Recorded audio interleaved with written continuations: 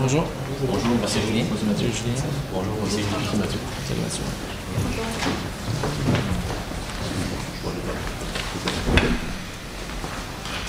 Chaque équipe dispose de 20 minutes afin de présenter son cas au juge. D'afficher un carton pour les 10, les 5, les 2 dernières minutes et les 3 dernières secondes de la présentation. Lors des 10 dernières secondes du discours, j'indiquerai à l'aide de mes mains le nombre de secondes restantes. Si vous n'avez pas terminé votre présentation après 20 minutes, elle se verra arrêtée afin de passer à la période de questions. Une période de questions d'une durée maximale de 5 minutes est adressée au jury à la fin de la présentation. Veuillez noter que vous n'avez en aucun temps dévoilé le nom ou la provenance de votre université. Donc, bonjour messieurs les juges, j'espère que vous êtes en forme, parce que nous, actuellement, on est très en forme.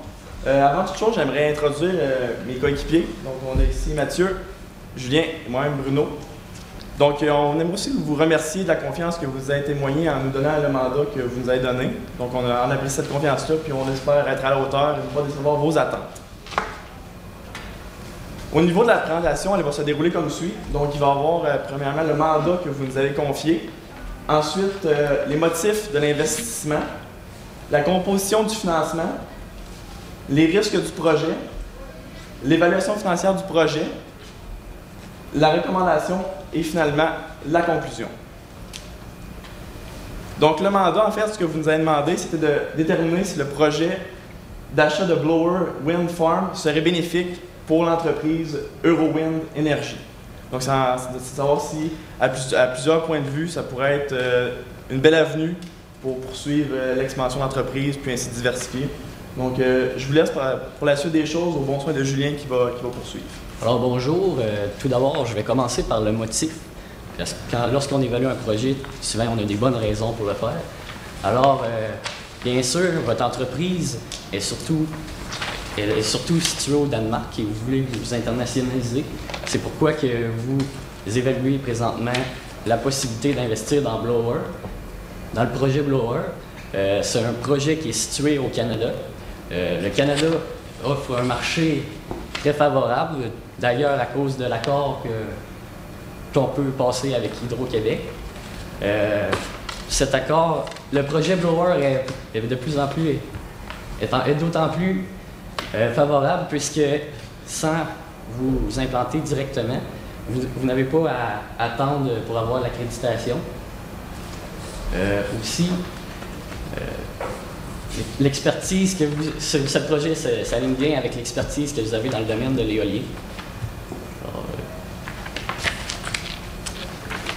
Vous laissez avec Mathieu. Parfait. Donc, je vais vous parler de la composition du financement. Donc, le projet, on parle d'un projet, dans le fond, d'acheter un projet qui est en cours pour justement sauver sur du temps d'attente pour avoir l'accord que Julien parlait tantôt. Pour le financement du projet, on a dû faire beaucoup de calculs. Donc, je vais essayer de vous expliquer rapidement un peu les calculs. On a les fichiers Excel qu'on a mis au juge. Donc, vous allez sur la page 1, les principaux tableaux de revenus, des charges. Dans le fond, je vais passer à travers un peu du tableau pour qu'on voit c'est quoi les points importants qu'on a retenus pour déterminer le financement. Donc, les deux premiers points très importants. On avait deux contraintes. La première, il fallait aller maximum 85% en financement, en ratio d'endettement. Le deuxième, c'était d'avoir 1,25 de couverture des frais financiers. Donc, il fallait que les flux de trésorerie soient de 1,25 fois plus élevés dans le fond que le capital et l'intérêt qu'on paie par les mensualités. Donc, pour trouver combien on pouvait financer par emprunt, on a commencé par trouver c'était quoi les flux de trésorerie. Je vais juste changer ici pour remettre le tableau pour que je puisse suivre en même temps que vous sur la feuille Excel pour vous dire les colonnes. C'est sûr que les chiffres sont ici, vous avez tous les tableaux là. Donc, d'abord, il fallait trouver les revenus. Donc, les revenus, il fallait trouver le prix. On a utilisé la formule qui était fournie dans le document.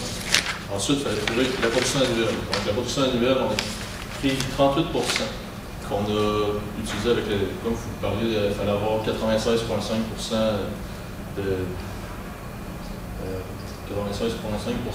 qui était d'utilisation ou 97% pour les années suivantes. Ensuite, on avait les machines qui commençaient à être plus désuètes, donc on baissait le niveau de production. Donc c'est pour ça qu'on a les revenus ici qui varient.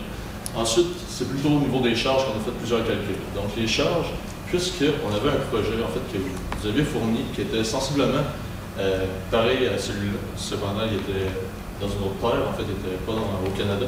Et on a utilisé ce projet-là pour les charges. Donc, par exemple, pour les assurances, puisqu'on n'est pas des professionnels en assurance, on a pris l'hypothèse que les assurances seraient le même montant pour un projet qui est sensiblement la même grosseur. C'est un peu de cette façon-là qu'on a fonctionné. On a utilisé aussi des ratios pour les frais qui changeaient légèrement par rapport à la productivité, pour fixer les frais qu'on a mis, en fait, dans la colonne des charges sans détail. Ensuite, il y avait une différence majeure au niveau des charges. Il y avait la rémunération. La rémunération, ça, je parle ici envers la compagnie d'entretien. Donc, on avait 14 $ de rémunération qu'on donnait pour chaque kilowattheure produit. Donc, il a fallu intégrer la rémunération aux charges. Donc, on a fait une colonne pour intégrer celle-ci. Ensuite, on a bien sûr inséré les impôts pour finalement avoir le flux de trésorerie. Un dernier élément qu'on a rajouté au flux de trésorerie, en fait, on s'est dit que pour la mise hors service, c'est 5 millions d'investissements. On s'est dit, on va utiliser un peu le même principe que les mines, on va prendre 200 000 $ par année pendant 25 ans, on va faire 5 millions à la fin, s'il faut avoir une mise en service au bout de 25 ans. Donc, c'est pour ça qu'on a 200 000 $ en fonds mise en service, ce qui va aussi diminuer le flux de trésorerie. Donc, le flux de trésorerie, si on regarde le tableau, l'année 2023, c'est le flux de trésorerie qui est le plus bas.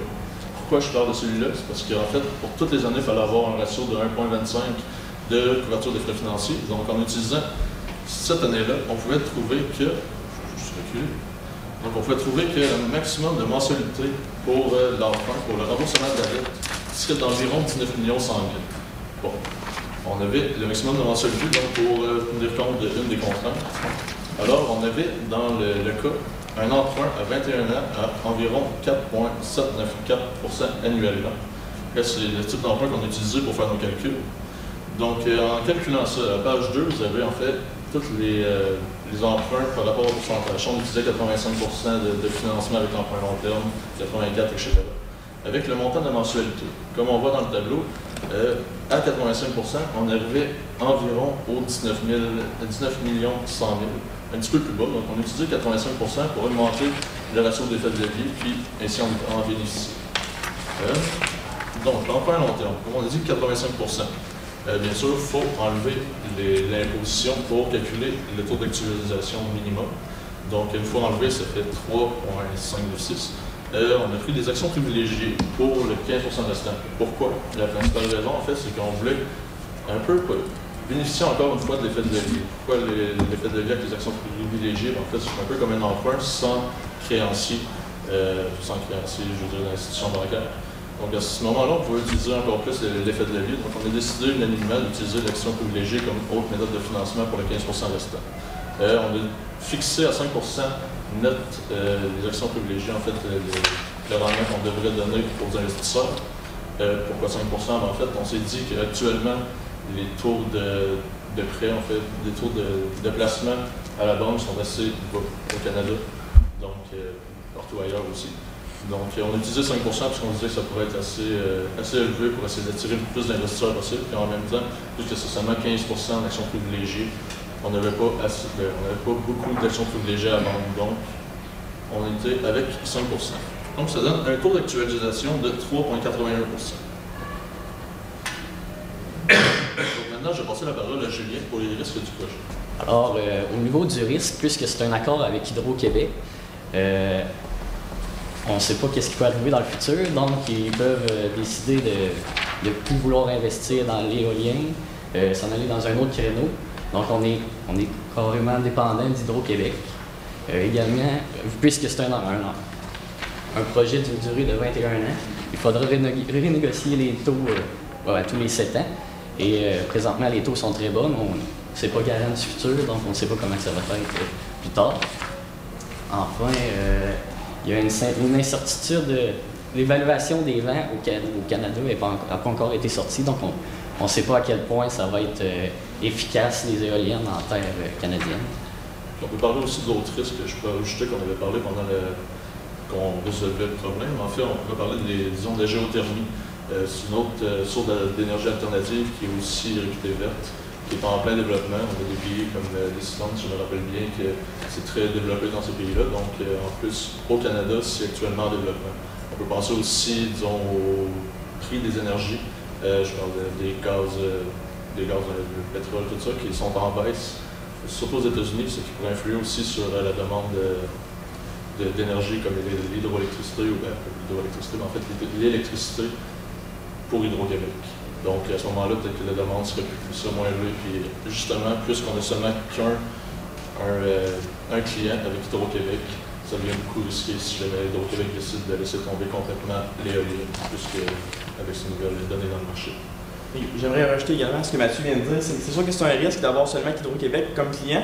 Cependant, c'est une société d'État qui est quand même bon payeur, donc il payait, disons, le mois suivant. Donc, c'est sûr qu'au niveau du recouvrement, c'est moins risqué comme c'est une société d'État. Donc, à ce niveau-là, ça amenuise le risque aussi. Donc, c'est sûr le fait que ce soit notre seul client, ça pose un problème, mais en même temps, il est normalement bon payeur. Donc, ça l'amenuise aussi à ce niveau-là. Alors, au niveau d'évaluation financière, suite aux données que Mathieu nous a fournies, avec le taux d'actualisation de 3,81 %, on est arrivé avec une vanne négative de moins 118 millions. Cette vanne-là est causée majoritairement à cause des déboursés importants au début de la période, mais des revenus plus faibles par la suite. Donc, c'est ce qui a eu un gros impact sur la vanne. Également, il y a un gros amortissement. La DPE est de 50 % sur ce type d'équipement. Donc, ça affecte également énormément la vanne. Si on peut revenir au tableau d'Excel qui est inscrit ici, je ne sais pas si vous voyez bien. En fait, quand on parle de la vanne, c'est la dernière colonne complètement au bout. On voit qu'on a des énormes chiffres au début qui sont négatifs. C'est vraiment l'investissement qui est énorme, 285 millions par rapport aux revenus nets qu'on va parler, qui vont tourner dans les 20 environ, qu'on voit un peu plus bas dans les autres années futures, une fois que l'investissement est fait. C'est pour ça que ça donne une vanne, comme Julien disait, qui est négative. Aussi, on parle d'amortissement de 50 %. On voit que les premières années, c'est incroyable comment c'est négatif. Donc, en fait, c'est majoritairement négatif parce qu'il y a de l'amortissement. Donc, là, on parle de, disons, moins 45 millions, moins 80 millions, moins 25 millions dans les 3 premières années d'exploitation, alors que l'amortissement est très élevé, bien sûr. Donc, c'est pour ça qu'on a une vanne qui est négative de 118 millions. Mais en même temps, on pourrait dire que c'est un chiffre qui n'était pas très révélateur dans le sens qu'on voit que c'est causé vraiment par les problèmes qu'on vient de soulever. OK. Donc, au niveau de la recommandation et de la conclusion, c'est sûr qu'on a vu actuellement qu'on avait une vanne vraiment hautement négative. C'est sûr qu'à la base, c'est intéressant de la part de l'entreprise de vouloir s'intégrer au marché canadien. C'était une belle opportunité. Cependant, avec la vanne qu'on voit, nous, on ne recommanderait pas nécessairement cette acquisition-là, malgré que l'idée en arrière de tout ça était quand même intéressante à ce niveau-là. Puis, c'est sûr qu'en fait, aussi, on avait l'imposition tantôt, on n'a peut-être pas incité, on avait de l'imposition. Ce qu'on a pris comme hypothèse, c'est qu'on a pris en fait un taux de 25 %. C'est sûr qu'on est allé grosso modo, on était sur une hypothèse et on ne savait pas actuellement le niveau que ça pourrait être, mais on est allé avec une approximation de 25 % au niveau de l'impôt. Puis aussi, qu'est-ce qu'on parlait en fait, c'est que l'idée était bonne de venir au Québec. Un des points positifs de faire cet investissement-là, c'était de raccourcir le délai pour avoir l'accord. Il faudrait se demander, est-ce que ça vaudrait vraiment la peine d'investir dans ce projet-là qui est long, qui a une vanne négative à un taux de 3,81 % qui n'est pas très élevé. En fait, si on va en moyenne, d'actualisation de 3,81 avec une vanne négative, puis tout ça pour gagner, dans le fond, un délai qu'on va attendre pour avoir un accord. Peut-être qu'à ce moment-là, il faudrait vérifier c'est quoi le délai qu'on allait gagner en faisant cette acquisition-là. Peut-être faire un investissement dans un projet similaire, peut-être encore au Canada, puisqu'on a vu que le marché était très favorable à l'investissement, particulièrement au éolien, puisque le marché n'est pas concurrentiel, puis il est moins concurrentiel, disons, puisqu'il n'est pas encore très développé, il est en développement. Puis en plus, on a l'aide le marché a l'aide d'Hydro-Québec pour le Québec, puisque Hydro-Québec essaie d'investir justement dans l'éolien, puis développer ce marché-là qui n'est pas très présent encore à Russie. Peut-être aussi, bon, donc, un peu revenir justement avec vraiment c'est vraiment ce qui est intéressant aussi avec l'entreprise, c'est vraiment le niveau justement des énergies vertes, ce qui nous parle d'un marché qui est appelé à grandir vu une diminution. En fait, toute la dépendance qu'on a envers les hydrocarbures est appelée à diminuer. On essaie de changer un peu les mentalités, puis vraiment devenir plus pro-énergie verte, ce qui pourrait aider l'entreprise à long terme. Mais actuellement, le projet comme tel, c'est sûr qu'on ne le recommanderait pas avec les chiffres qu'on a sous la main avec le tout qu'on a fait précédemment. Disons. Donc, on est terminé. Est-ce que vous avez des questions? Ouais. Juste, au niveau de la valorisation, vous avez pris les revenus nets, vous avez actualisé cette... En fait, c'est le montant qui est inscrit en haut.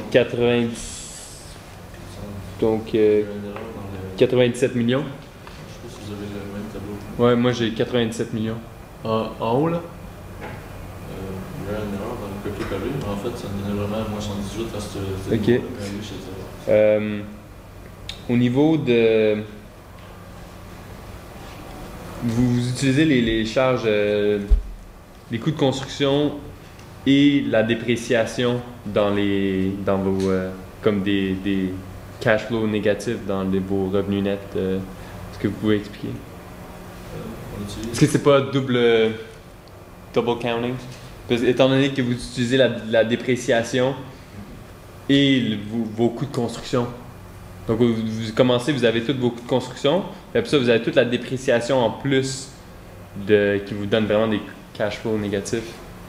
Ouais, en fait, c'est pour ça qu'on parlait tantôt que la vente était négative, mais pas très représentative, puisque justement, il y avait beaucoup de cash flow négatifs dû à ce grand amortissement-là. Okay. Pourquoi on a mis l'amortissement? En mais fait, est-ce que la dépréciation, est-ce que ça affecte vraiment l'argent que tu... Non, en fait, ça influe pas sur le flux de trésorerie, c'est pour ça qu'on ne l'avait pas inclus. Et on voit que le flux de trésorerie est toujours positif, mais en même temps, on se disait que les investissements, on aurait pu faire l'amortissement puis l'étaler sur sur une plus grande période. Là, il est vraiment concentré sur les premières années, puisqu'on avait en fait la donnée que c'était 50% qu'il fallait utiliser, qui était conseillé d'utiliser. On utilisait ça. C'est sûr qu'on pourrait l'étendre, mais c'est sûr qu'en même temps, l'investissement, il faut l'amortir au long des 25 années, donc c'est sûr qu'en même temps, ça va influer sur les revenus. OK. Si vous voulez ajouter quelque chose. Je sais pas bien répondu. Merci. L'analyse un peu plus qualitative démontre que ce serait un bon projet pour nous, mais malheureusement, l'analyse quantitative... On vient mettre des bâtons dans les roues, en fait. C'est ce qui est dommage, parce qu'en fait, le projet, à vue d'œil, semble intéressant au niveau qualitatif que vous le mentionnez. Cependant, les données purement quantitatives nous amèneraient peut-être à douter de la viabilité de ce projet. Il faudrait peut-être évaluer la possibilité de s'implanter directement si l'économie de délai d'acquisition pourrait ne pas valoir la peine. Oui, donc c'est ça. En fait, on voulait acquérir l'entreprise justement à cause qu'on peut acheter comme de la production, en fait. C'est ce qui, au niveau du Québec, plutôt que de nous-mêmes s'implanter, ce qui diminuait les délais. Donc, ce serait de faire un coût économique versus ce qui pourrait être intéressant ou non à ce niveau-là. Pourquoi des actions privilégiées plutôt que des actions normales? En fait, c'est juste pour ne pas diminuer le pouvoir dans l'entreprise. En même temps, on voulait servir de l'effet de levier, comme on disait, d'utiliser un peu les capitalations privilégiées pour, en fond, utiliser une dette sans institution bancaire, pour justement utiliser cet effet de levier qui était mentionné. Avec les capital actions, c'est quelque chose qu'on ne peut pas vraiment faire. Donc, la compagnie, donc nous, Wind Movement, on va pas mettre d'argent. On va pas injecter d'argent. Eurowind, on va pas injecter d'argent dans le projet. En fait, on voulait justement pas l'utiliser, donc non, pas avec les capital actions, seulement avec les privilégiés. C'est sûr que c'est possible de modifier 15% pour aller chercher ce capital action si on veut mettre un minimum, surtout au niveau du financement. C'est sûr que souvent les entreprises vont demander un financement de notre poche, mais ça, c'est simplement un niveau théorique, on essaie d'avoir le plus possible de dettes qui a l'influence sur l'effet de levier. Donc, à ce moment-là, c'est sûr que ça sera Et comment vous avez calculé votre taux d'actualisation de 3,81? Ça ici. Okay, en fait, on a utilisé 85% d'emprunt long terme. Pour l'emprunt long terme, on l'avait à 4,794%. Donc, on a utilisé le taux d'imposition puisqu'on enlève, dans le fond, la partie dépenses qui allait sauver sur l'impôt. Donc, bref, net, ça donne 3,596 pour l'emprunt long terme. Pour l'action privilégiée, c'est 5% net, puisque en fait, il n'y a pas d'impôt sur l'action privilégiée.